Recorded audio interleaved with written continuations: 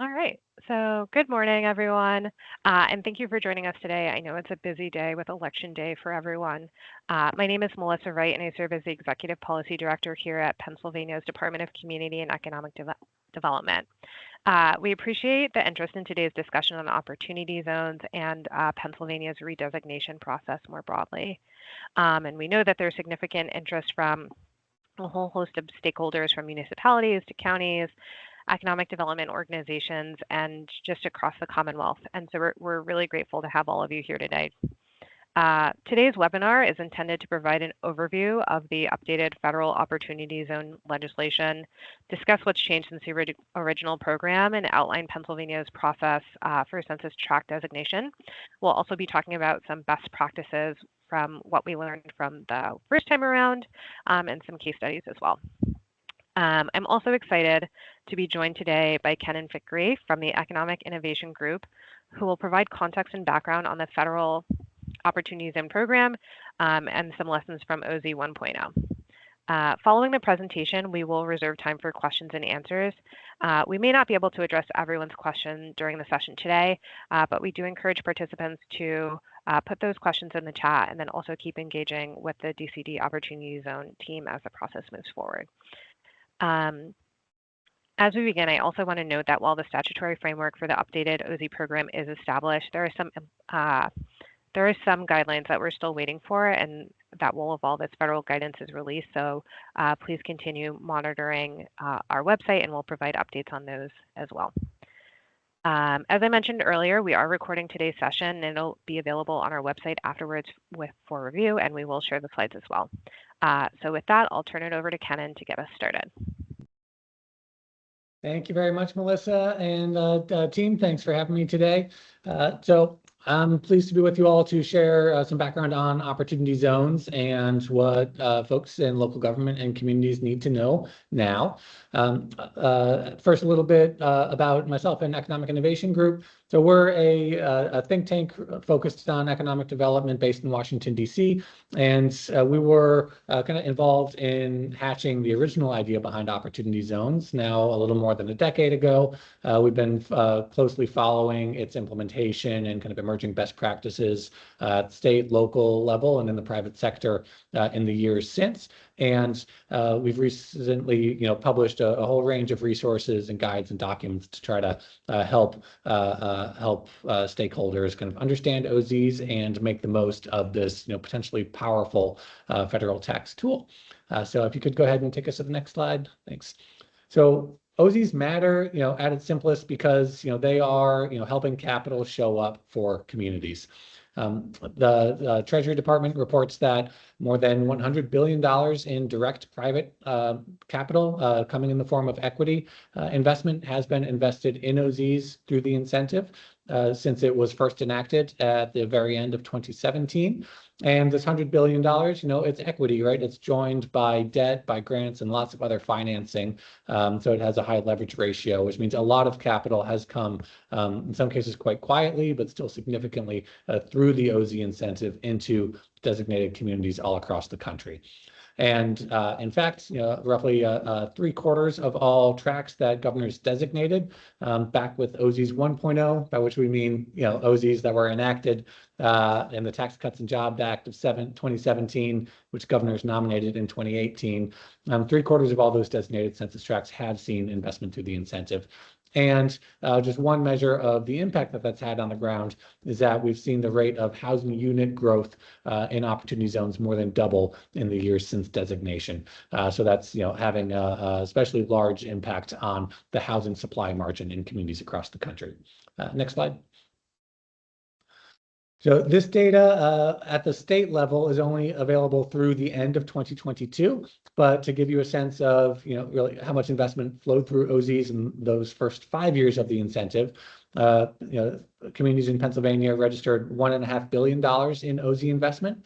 And that equates to about $112 per capita or per person in the state, which trails the national average of $238 per person in the state, which to me, there are a lot of ways you can interpret that, but to me that should be motivational at this point in time because, it's the quality of the zones that are designated and nominated, and whether or not the communities and state put forward zones that are kind of in that sweet spot of warranting this public incentive, but needing private capital to really catalyze local momentum.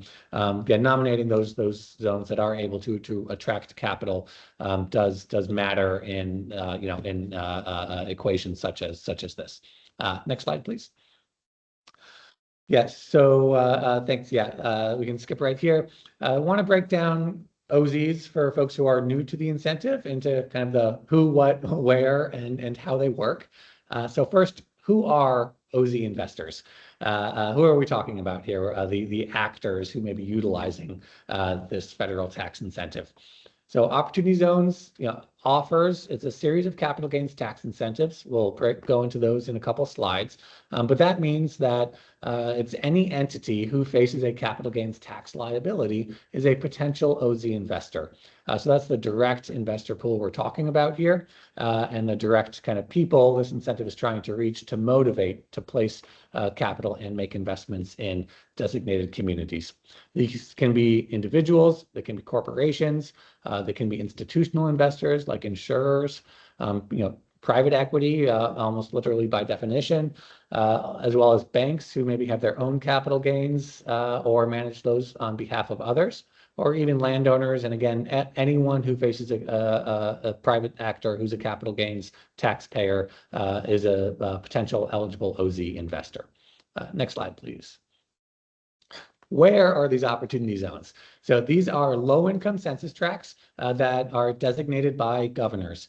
So the law governing OZs requires governors be the ones to nominate 1/4 of all eligible tracts in their state. So it's a down selection process. They can only nominate 1/4 of their low-income census tracts to be opportunity zones where the investors we just talked about are going to be entitled to the tax benefits we'll get to on the next slide. These nominations will last a decade, and the team in Pennsylvania in the governor's office and related state departments are busy setting up the zone nomination process right now because the statute calls on the next round to be designated this summer in order to go into effect on January 1st, 2027. And getting these zone nominations right is fundamental to long-term success in OZs for reasons that we'll get into as we progress. Next slide, please. Okay, what are the OZ tax benefits? This is a quick crash course in tax law, so hopefully it's the right level of depth. But OZs basically offer a series of 3 different capital gains tax incentives that would make one interested in potentially investing in opportunity zones. The first one is a deferral of any tax you owe on a capital gain. Say you sell your Apple or NVIDIA stock and you have a capital gain on it. You can place that into an opportunity fund or an OZ investment vehicle, and you don't have to pay the capital gains tax that you would otherwise owe after selling that asset for 5 years if you put it into an opportunity fund. So you get that deferral, time value of money. And then once that tax bill comes due, the second point here, you get a step up in basis that basically reduces your tax liability those 5 years down the road by 10%. This is kind of the layman's way to think about that. So you get to defer your taxes and then get a reduction when that tax bill becomes due on the original gain you realize and then put into an OZ investment fund. Then the big potential tax benefit comes by this third point, a permanent exclusion on, meaning you would pay no capital gains taxes on any investment that you make in an opportunity fund, in an opportunity zone and hold for 10 years or more. So that helps ensure that private capital is showing up to do constructive things in these communities, and it's there for the long haul. So these 3 benefits are basically the what the federal incentives offer to taxpayers that will motivate folks to be interested in investment opportunities in the zones that you're preparing to designate right now. Before moving on, I will note, you see that sub-bullet there in the second one. There's a 30% step up in basis now after the One Big Beautiful Bill Act, or HR1, that further incentivizes investment into rural areas. So anyone who invests in a rural opportunity fund, an opportunity zone investment, doesn't get a 10% reduction in that tax bill when it comes due 5 years after you get started in OZs. You get a 30% reduction. And that's meant to kind of offset really the likely lower value of the third point, the permanent exclusion for investments made in rural areas that might not have as much long-term appreciation potential. Okay, next slide, please. Okay, how do these things actually work? Some really important things to know, and some of these are important kind of pieces of real talk to convey. So one, OZ designations, they do not guarantee investment. These are not guarantee zones; they are opportunity zones, and it's an inherently market-based incentive where what we just went through on the last slide. Those are all the reasons investors may be encouraged to explore your designated communities for good investment opportunities, but they're not required to make any such investments unless they want to and find one that they think will still be profitable for them.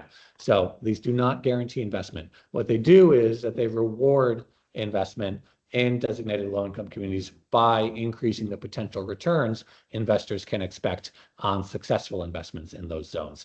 So it works by changing behavior and motivations and expectations about returns. Also note that OZs deliver equity capital to projects. It's not a lending tool or incentive. It provides just really that sometimes very scarce and critical equity to get projects over the finish line. And then the rules and regulations require that the OZ incentives be used to build new structures, rehabilitate old ones, or do things like acquire equipment. But basically, these have to be additive investments or really substantially improve things that are already in the community. And that's to, ensure that investors, don't, try to speculate through OZs or just buy and hold in the hopes that the value rises. They really have to, build, they have to grow companies and kind of engage in economic development related activities. Okay, next slide, please. Okay, and then a couple other things to keep in mind, that OZs, one of their strengths and power is that it's really flexible, but this can also mean it's challenging to get one's head around in this space. But OZs are flexible in who can use it, anyone with a capital gain, and how much those people can invest. There's quite low overhead, so that means investments can come in large or small amounts. And it's flexible in what it goes towards. As long as it's new or improved and economically additive, it's likely a qualifying investment that folks are able to do in your community. So wherever there's a place for equity investment, there's an opening for OZ capital to come in. Okay, next slide, please. So why should communities care about this? It's an incentive for investors. Why does it matter for your communities, the people you represent, and the low-income residents who have made these communities eligible in the first place? So one, OZs can help close deals and get good projects off the ground. They bring more investors to the table with different risk appetites, different motivations, including impact-minded motivations, and they can really help help you secure that last dollop of capital, that critical equity stake to get good, high-impact, really meaningful projects off the ground. They're really good at driving infill development and kind of completing the neighborhood fabric. If you have brownfields or vacant parcels or other, pieces of your community that feel like, they really have latent potential, just like, gosh, we wish someone would be able to see the value and the possibility and the potential of this plot, of this main street, what have you. OZs are good at actually, helping realize that potential because the extra incentive is marginal enough to get folks to really see the opportunities, especially over the long term. OZs can also help mobilize local reinvestment and local vesting efforts. We've seen a lot of success across the country with the OZ incentive kind of being a reason that folks who are rooted in a community and maybe have a capital gain. Maybe they sold a business or they're an anchor, anchor corporate entity, and they're able to reinvest that money locally because it's part of their hometown, and that hometown motivation is powerful. And OZs are kind of a federal support behind those efforts. They can also directly help address housing shortages at all price levels. OZs have proven really good and effective at delivering new housing, especially multifamily rental housing, at market rate, workforce rate, and affordable rates. So that's most communities across the country are facing housing shortages right now, and OZs don't just build new, but they also refurbish. If your housing stock is in need of a new investment to just get up to kind of market standard, OZs can also help with that. The new boosted rural incentives, of course, this is theoretical right now. They don't take effect until January 1st, but they should, in theory, help spark economic development too, because rural areas may have a comparative advantage in attracting kind of commercial, industrial, manufacturing related investments too. And then OZ designation, generally, it can just put more power and private capital behind your plans.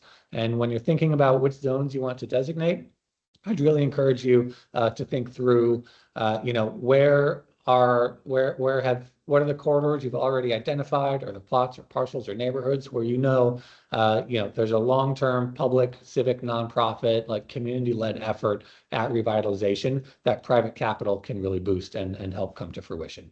Okay, next slide, please.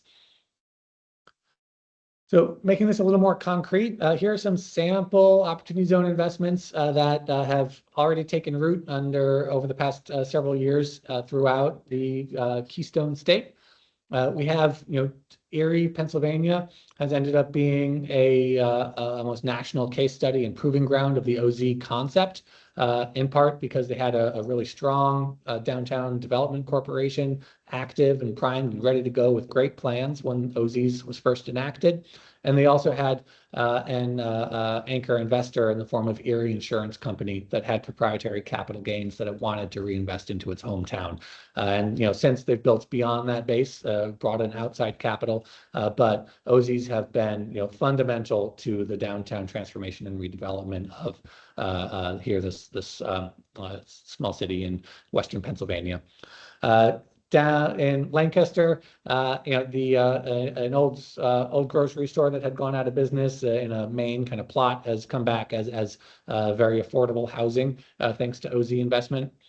Sharswood Ridge in Philadelphia is kind of one of the poster children for really strong community development, impact-minded capital investments in a very distressed neighborhood there in, I believe, North Philadelphia, where OZ money came with a lot of other mission-oriented capital, public subsidies, et cetera, to pull off a big transformation that brought medical services, grocery stores, and many other amenities in addition to affordable housing to a community.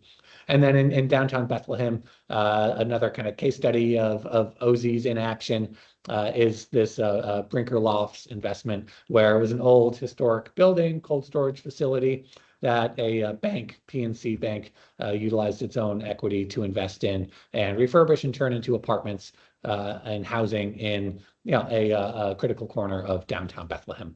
So this is just a survey of kind of how this abstract federal incentive is actually grafting on the ground of communities in your state.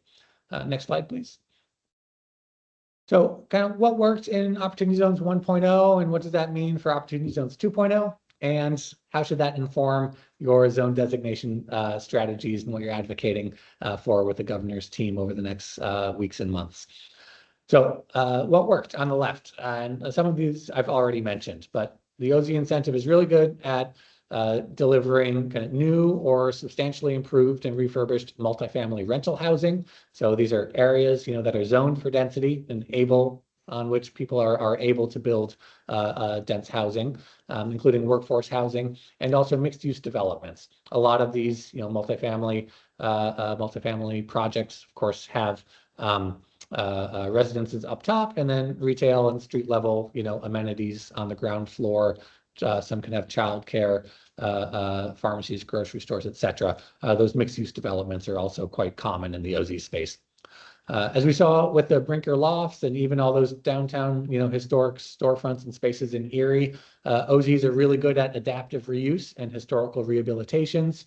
The federal incentive pairs well with historic tax credits and, everything from old hotels being converted to housing to, old industrial facilities being converted into food halls. OZs, because of that substantial improvement provision in the regulations, mean that, that's OZs have found a niche kind of delivering those purposes and helping turn over those properties and give them new lives, which in a state like Pennsylvania or anywhere kind of in the Northeast with many fantastic old structures can be really valuable.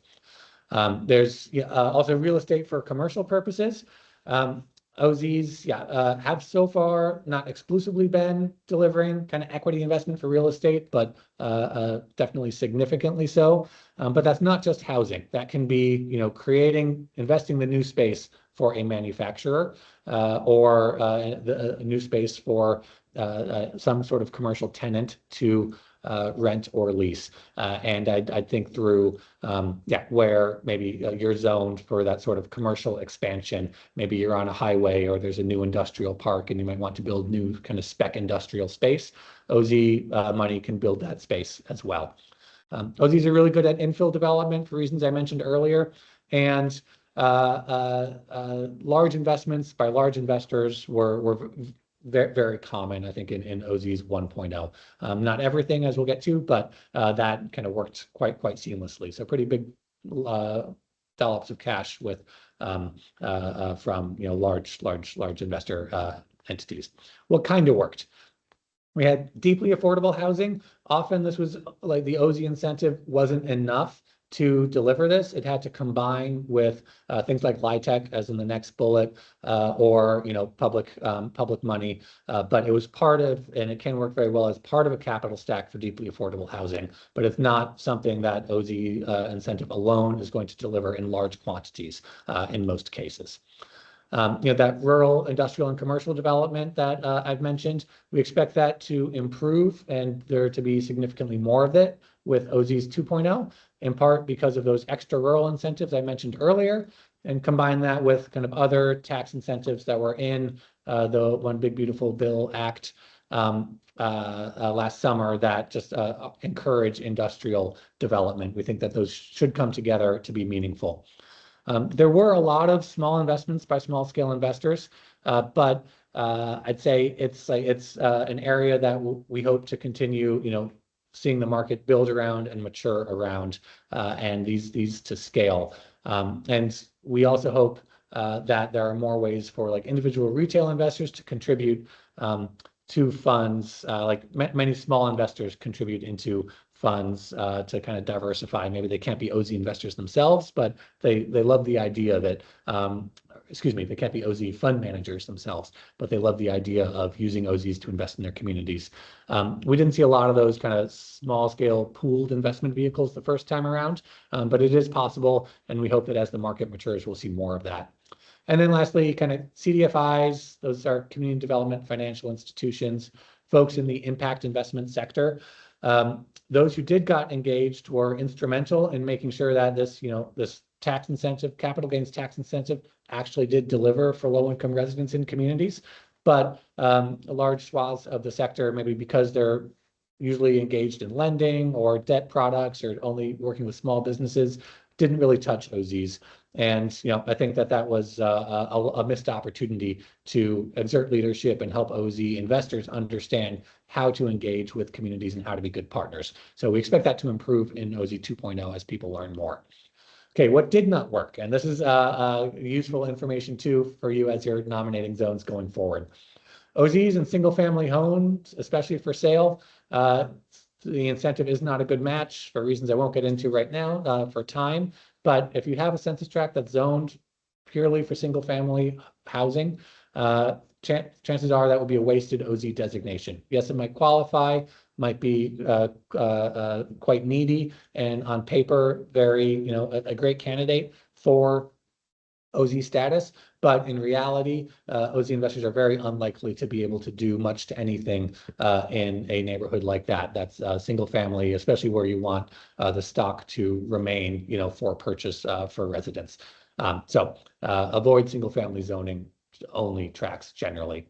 We also didn't see that much kind of venture style equity investments or direct investments into small businesses that didn't want to, give up a stake in their businesses. So the venture side, it was because venture investors kind of want to sell their stakes in companies in 3 years, not hold them for 10, which OZs require. And then with the small businesses, because the owners don't want to give up equity to outside investors. I'll just jump to the bottom one. OZ 1.0, there was very little transparency. It was relatively opaque. A lot of people may have had OZ investments in their backyard and didn't know it because no one was required to report anything. The new legislation has improved that, changed things significantly. This is going to be an extremely transparent market in a couple years. Communities, when you're called on to designate the next round of OZs in 10 years, you will very likely know exactly which projects in your backyards were OZ projects. We're not there yet, but we're going to get there in the future. And I think that storytelling and those examples are going to help folks just understand how to make more of OZs going forward. Okay, next slide, please. Okay, deep dive on zone designations. So 3 recommendations as you're thinking through tracks to nominate. And we kind of call each of these a test. I encourage everyone to, levy a community test. Does this area genuinely need new investment to grow and diversify so that residents can prosper? Is it a genuinely kind of low-income community? And is it proper for you, the governor, and the federal government to grant public subsidy to investors to try to revitalize this neighborhood? Does that feel like an appropriate use of all of our taxpayer dollars? If it passes that test, great. Then you can get to the market test.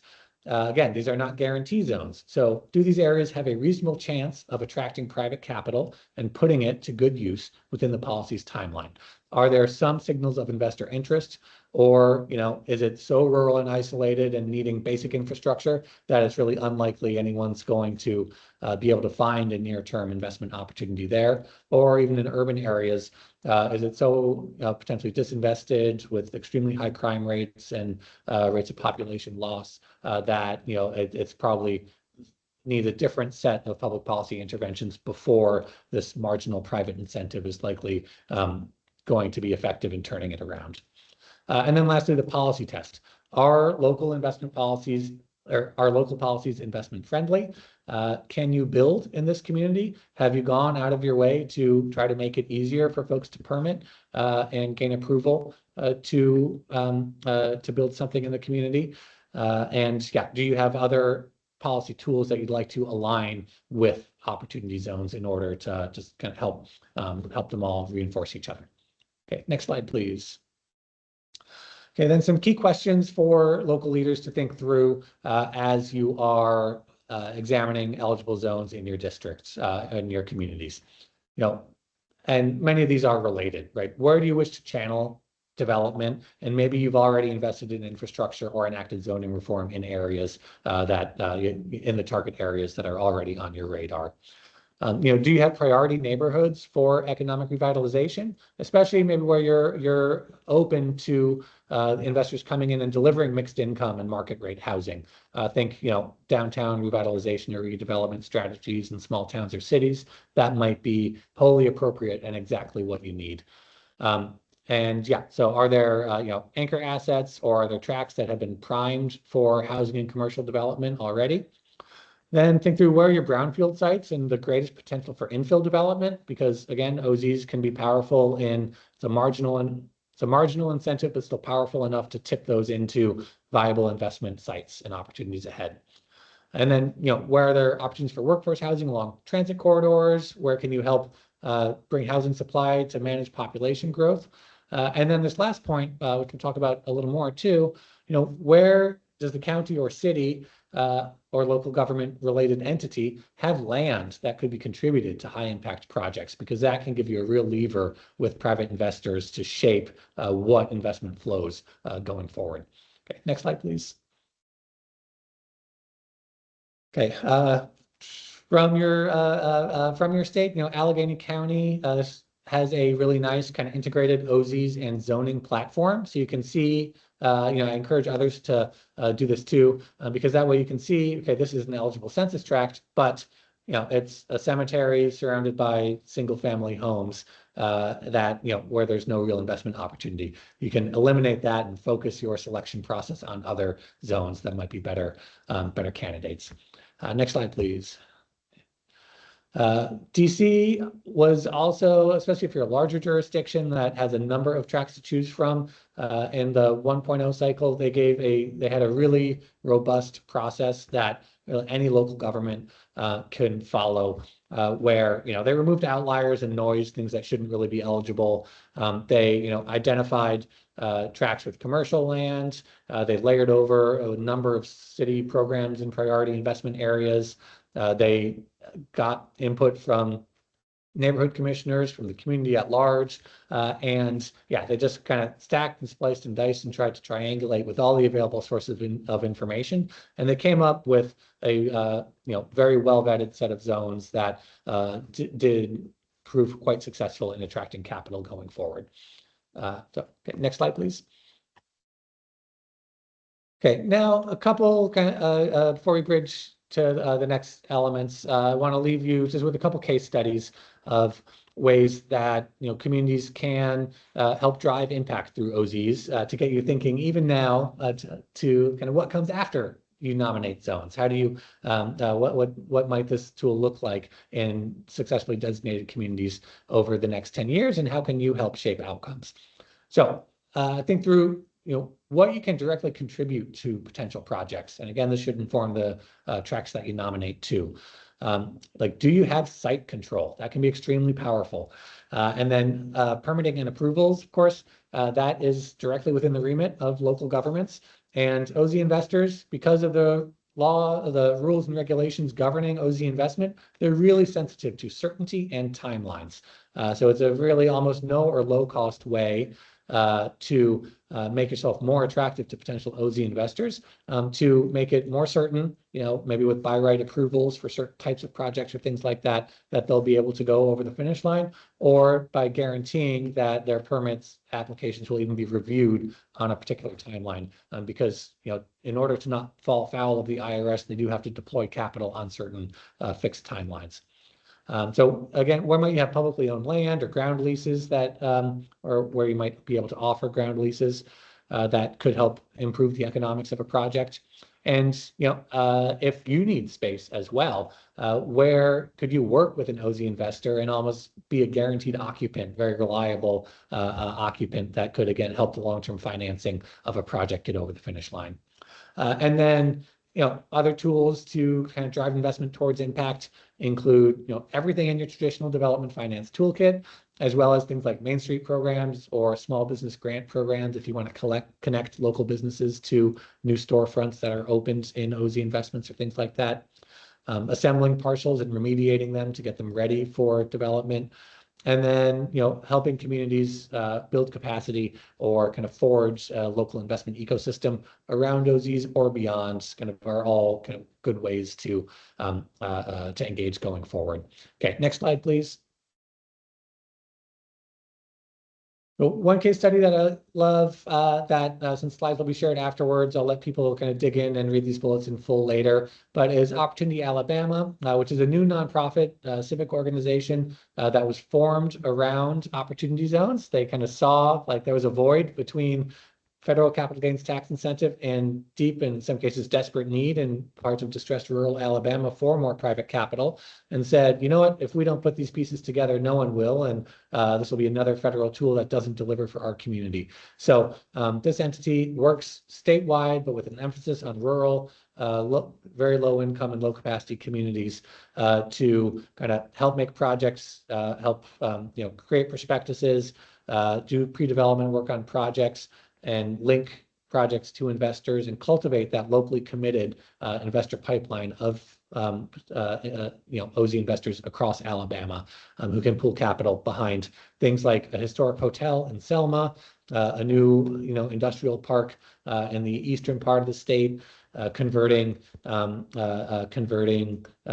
old school into assisted living in a rural community, and creating theater space in Birmingham as well. Okay, next slide, please.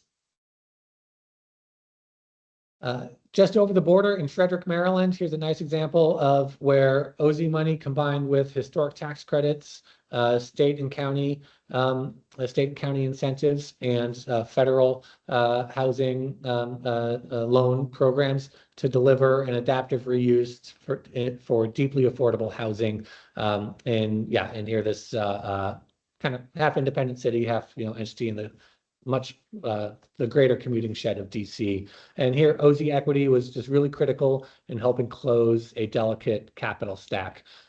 It took a lot of people to come together around this, and then a lot of effort and blood, sweat, and tears to try to get this over the finish line. And then OZs came in and then helped it get there in the end. Next slide, please. And then Erie, I mentioned before, there's a lot that's been written on Erie, so I encourage folks to dig into that as well. But this was a nice example of where OZs with a really high capacity downtown development corporation, a committed investor base, and a great plan can use OZs to unlock local economic transformation. Here bringing residents downtown, almost all market rate apartments, but for a deeply distressed community that has no real residents in its downtown core, bringing those taxpayers in is vital to the broader economic development of the place. So the kind of very the OZ model worked really well for them too, and it creates a lot of new business opportunities for local entrepreneurs and people as well once the OZ real estate has been built. And I think this is the last slide, please. Okay. More detail for anyone who wants to dig into the Sharswood Ridge, Philadelphia area investment that, again, brought really deeply affordable housing and a number of other important amenities to this distressed neighborhood as part of kind of showing how OZs can be part of a much larger community development ecosystem kind of story and deliver success for residents. And I'll say next slide. I believe that's it. Okay, thank you so much. Thanks, Kenan. So now I'm going to jump in and share a little bit about DCED's process and a little bit more of the Pennsylvania specific details. So Pennsylvania has 866 eligible tracts in this 2.0 designation process. As Kenan mentioned, we are eligible to designate 25% of those as formal tracts that will become opportunity zones. So that will be a total of 207 census tracts. Notably, that is 83 less tracts than in 1.0.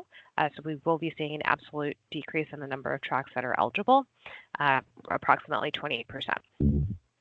And so just to give a sense of timeline on our side, the designation window opens on July 1st. The governor will have 90 days to nominate from that period. And so that feeds into the timeline that we are tasked with and the timeline that subsequently we've tasked all of you with. So as Kenan discussed as well, the federal government establishes the overall statutory framework for the Opportunity Zone program. And Pennsylvania's role is really centered on the nomination process itself. So Treasury and IRS guidance establish the eligibility criteria and the program requirements, and then from there, Pennsylvania is responsible for coordinating the statewide review and nomination process. And so for us, this includes like stakeholder engagement, collecting feedback, recommendations, evaluating the eligible tracts, and ultimately developing this nomination package that goes to the governor for review and submission to the Treasury Department. And then the Treasury will review and certify that final designation. And so while the federal government establishes the framework, and the state does play a significant role in shaping how the nomination process is carried out, and we really want to ensure that there are local and regional perspectives that are a part of that conversation. And so one of our goals throughout this process is to make sure that you will have an opportunity to engage early and provide meaningful input as we move forward. So I'll share a little bit more about our timeline and where we are. So as I'm sure it feels like a lot of time with government, it's a lot of hurry up and wait. So this Opportunity Zones 2.0 was signed into law last July, and then it was only in that the census tracts were for eligible designations were released, and that we were able to find out what those were. So we tried to, as quickly as possible, conduct some pretty early tract level analysis and flag tracts that lost eligibility under the updated federal criteria. Those municipalities have been notified, and then we were able to quickly turn that around. We're now in phase 2, local engagement. So for all municipalities and counties that have tracts that are eligible, folks should have received an email letting them know what that list of tracts were, and then asking them some questions aligned with the test that Kenan described earlier. We didn't phrase it quite that way, but asking them questions to help think about what would make a good tract and to rank those tracts within a municipality. So we're in that process right now, and then we are, of course, holding webinars, which you are all on, and then we'll shortly be rolling out virtual office hours as well, just to offer additional support to folks as they're thinking about what makes a good candidate. So after that, in June and July, we'll be rolling into this feedback and evaluation and evaluating the local nominations. As I said, of course, only 25% of the eligible tracts can make it to the final recommended map, which we'll see in July through September when that nomination window opens up. So what should communities be doing now? I think some of this you've already heard, but one of the questions that we've been hearing most frequently is, what should communities be doing? So I did want to address this. And so this is really the time to begin organizing locally and thinking strategically about long-term development priorities. So what are the catalytic redevelopment opportunities within eligible tracts? So as we saw earlier, typically that includes multifamily housing, mixed-use development opportunities, thinking about your commercial corridor and where you have infrastructure, or other strategic sites that could support long-term private investment. And this is also a good time to begin thinking about and organizing local and regional partners. And so that can include municipal leadership, your economic development organizations, your planning partners. And I think importantly, in like the case of Erie, also anchor institutions within your community that and other stakeholders who can really shape like a cohesive local strategy. And I think that there is a step that happens a little bit after, but it's never too early. And I think that's preparing, and that includes gathering investment-ready project information, reviewing existing planning documents, thinking about your local priorities, and really thinking about how opportunity zones may align with other funding sources or economic development tools. So those could be other federal designations, they could be other state designations, or investments that have come from state agencies as well. So as I mentioned, I wanted to touch on the submitting tract recommendations and how folks can submit feedback. This is going to be one of the most important pieces of data that our team uses as an input as we develop this tract. So there are a couple different ways that folks have received a request for information, and then one for the general public as well. So local municipal governments, emails were sent directly to local governments eligible for designation with a deadline of June 5th. If you need additional support on that, please reach out to us through our general resource account, opzones@pa.gov. We're also happy to meet one-on-one with folks. County governments and economic development organizations similarly received outreach with a similar deadline. So if you have questions, feel free to reach out at the same email address. And so those surveys really ask a couple things based on best practice that have kind of been touched on a bit, but we do ask about zoning. We ask about the ability to attract capital, just because these designations are a scarce resource. So we want to make sure that we're leveraging them properly and thinking about the places that are most likely to attract capital and have a catalytic and transformative effect. But if you have any questions on that, happy to answer those as well. And then also for folks who are not captured in any of those groups, we do have a feedback form on our website. It asks you a couple questions. Similarly, it just asks for the tract number and some information about why this would be a good tract. We've been talking about census tracts, which are quite literally just a digit, like a 11-digit number, however many digits are in it. But I do want to highlight that on our website, we do have an interactive map of all of the census tracts that have been identified as eligible in Pennsylvania. And you can find that from our website, which is linked on the next slide as well. And I do want to say we recognize that each group here brings a different perspective and level of familiarity with local economic conditions, which is why we're reaching out to all of these groups. So please take the time to fill this out. We really are using it as an important input in how we're thinking about things. And I will end here. So this is our general email, opzones@pa.gov, our website. And this will be in the slides as well that you receive after, and these are hyperlinked, so you'll just be able to click on it and see all information. If you are the person in your municipality or your organization who is responsible for this, I do recommend checking that website regularly. We are updating it with new information, new opportunities to learn more, and supports that DCED is putting out. So we will also blast those out, but they will be on the website as well. So feel free to use that email and that website for general program questions, submission questions about the submission process, if you have a technical assistance ask or request, and any stakeholder feedback. And then my personal email address and contact information is on the right side as well. Truly want this process to have the input that we need to make this the best designation. As Kenan mentioned, these designations are now permanent and they last for 10 years, and 10 years is it's a decent amount of time to have an incentive that's not working. And so we really want to make sure that we get this right, and that requires feedback from all of you to make sure that we have the information we need. So I will stop there, and we'll open it up to questions.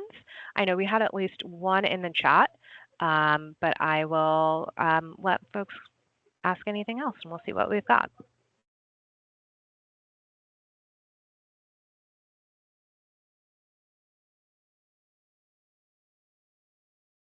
It looks like they're, yeah, go for it.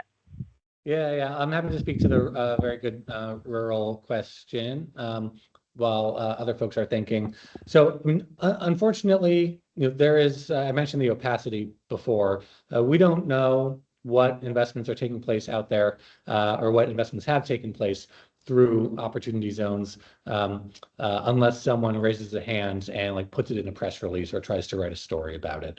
So that's been quite hard as a researcher, and it means that we've been kind of driven by anecdotes. But some gaps have been filled, which I'll talk about in a minute. I mean, the IRS knows exactly which properties in the country have been benefiting from the OZ tax incentive because folks do have to report it on the form. There was just no mechanism to get that out from the IRS before. So what that means for rural is that often, if it's a small scale investment and there's not an entity behind it who's trying to market that they're an OZ investor, there might not be a press release, which means we might never know about it unless there's a story in a local paper, and we all know the state of local papers in rural America today too. So back many years ago, and I tried to find it for this presentation too. I know I had read about a storefront in Phillipsburg, Pennsylvania, in the main street that was refurbished utilizing Opportunity Zone capital. And I think, that's a great example of how OZs, people can invest $10,000 or, anything through any amount through OZs. What's nice for rural areas is that, that means the incentive kind of can scale to your needs, but it means that maybe the investors do have to come locally because big national institutional investors might want to make investments in $10 million, $20 million, $50 million chunks, right? Which few individual rural communities can absorb. So the OZ incentive can be used for smaller things, but you need to think, who are the investors who are going to be doing that? And they may be, individual property owners or business owners or folks from the community investing downtown. So, that was one example from Phillipsburg. I think that's a good, kind of standard OZs as adaptive reuse or substantial improvement investment model. And then I dropped some links in the chat to two good case studies in other parts of the country that folks can dig into as well. But we have seen we've generally seen, I'd say, more investment in on the business side of things. So think, an industrial park or manufacturing facility in a rural area has OZ capital behind it, or or sometimes tourism infrastructure, like out in Colorado. There have been folks who have used OZs to develop like camping or RV parks and some other kind of tourism-based assets, and businesses, that are also selling both locally and to visitors. I regret that, the kind of the anecdote bank or the stories from rural areas are thinner than I'd like them to be. But I'd say rest assured there are applications, there have been applications, and OZs were rural areas were pretty proportionally represented in the first round of OZ nominations, like the OZ 1.0 tracks. And they received, though, a smaller amount of capital in metro areas, but that's, I think, because they received it in smaller doses. The dollar size investments were bigger in metro areas, smaller in rural areas, but a very large number, thousands of rural tracts will still have seen smaller OZ investments on their own terms. So I'll stop there. Thanks. Perfect. Looks like there's some questions as well about the outreach process. Looks like some of those were answered in the chat, but I will elaborate on that as well. So emails went out over the last 2 weeks. Those were sent to the elected officials on record with month stats, as well as administrators or managers. So if you did not receive those, please send us an email, and we will make sure that we get those to you.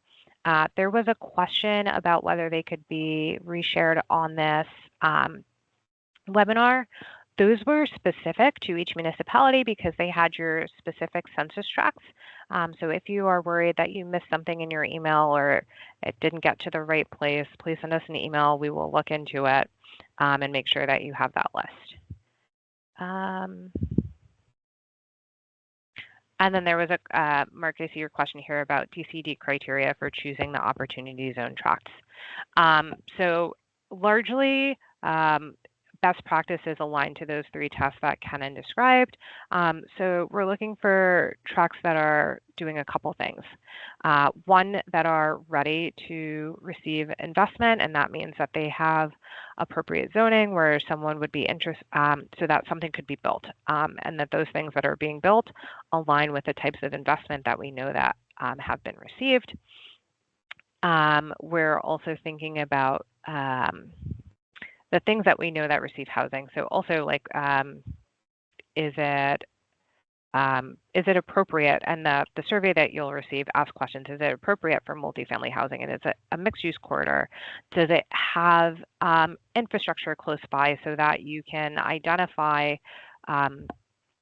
will it be ready to have a building built on it? So those are the main things. We are also looking at things that are aligned with our economic development plan as well. So our core industries, things of that nature. Running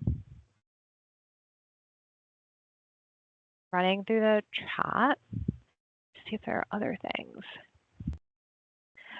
Paul, Kenan, maybe this one is for you. Is the QoF manager also the developer of the project in most cases? If not, is there an agreement between the QoF and the developer to guarantee that the funds are held in the project for a certain amount of time?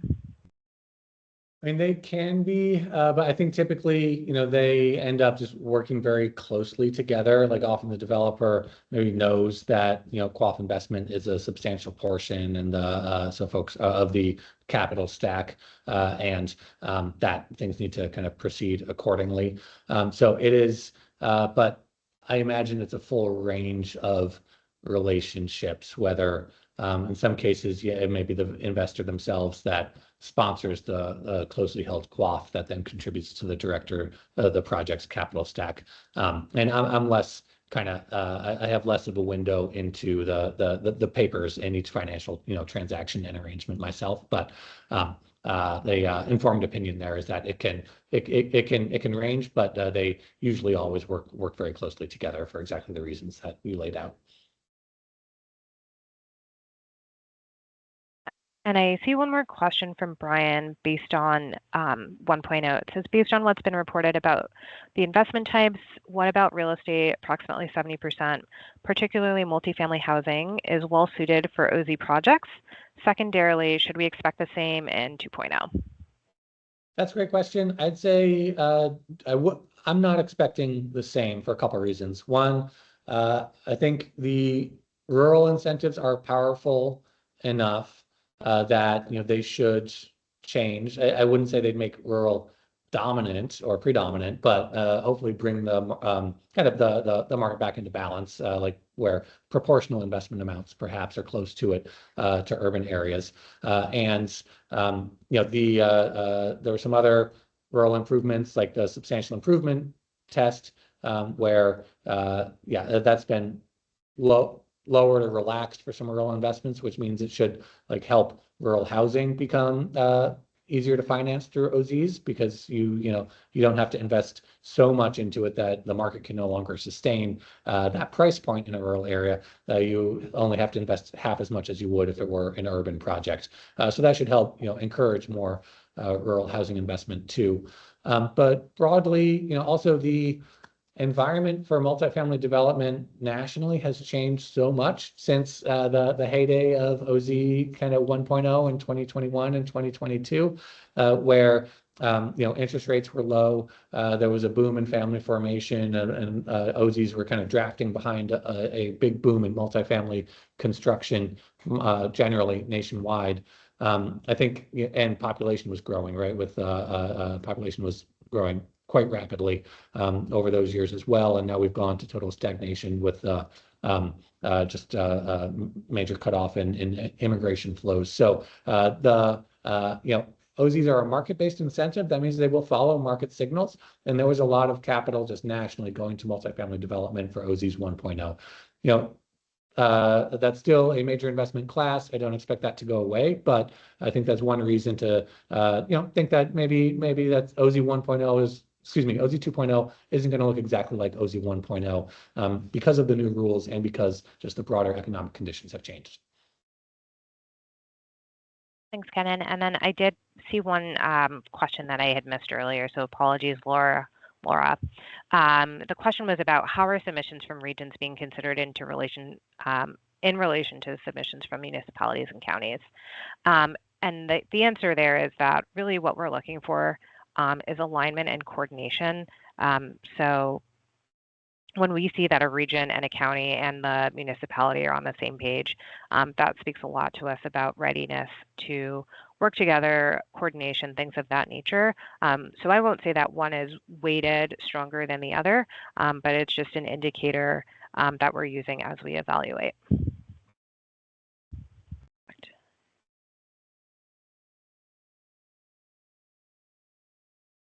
I'll just mention, I know we're at time, but Lisa had a good question about how we determined single family homes weren't that successful. And that's because OZs have to hold every individual investment for 10 years. But if you're building a home that you then want to sell to the private market, you generally want to build it, move on, and redeploy that money into the next round of builds on more like a 3-year time horizon.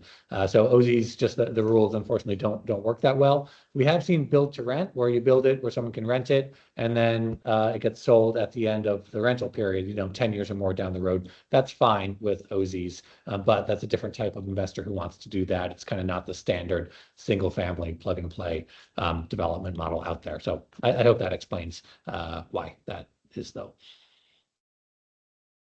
Perfect. Thank you. I think we were able to get through all of the questions that we had in the chat. Kenan, I do want to thank you for joining us today and sharing this valuable information with us. If folks have any other questions for Kenan or for the DCED team, please don't hesitate. Sorry that I just offered you up there, but please don't hesitate to reach out. We're truly hoping to be a resource to you. If you need help, please email us at that oppzones@pa.gov email address. We're happy to meet one-on-one, sort through any questions that folks may have as well. So thank you, and have a great day. I hope for all of you that election day is going well. Bye.